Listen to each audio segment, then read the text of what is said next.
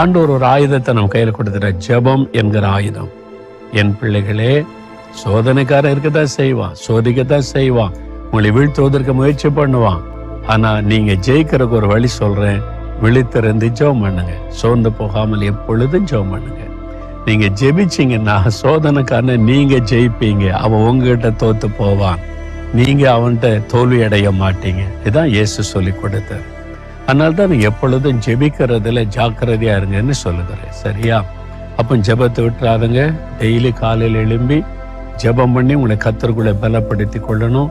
நீங்க நல்லா ஜெபிச்சுட்டு பாருங்க. அந்த நாள்ல சோதனைக்காரனாகிய சாத்தான் எவ்வளவு பெரிய சோதனை கொண்டு வந்தாலும் நீங்க ஈஸியா மேற்கொண்டு போய்கிட்டே இருப்பீங்க. தகப்பனே, சோதனைக்காரன் எங்களை சோதிக்க, எங்களை வீழ்ச்சி அடைய பண்ண நெருக்கி வந்தாலும் அந்த சோதனைக்காரனை மேற்கொள்ளுகிற வல்லமையை, பலனை நீர் தருகிறீர். நாங்கள் காத்திருந்து விழித்திருந்து ஜெபம் பண்ணி அந்த வல்லமை பெற்றுக்கொள்ள கிருபை தாரும்.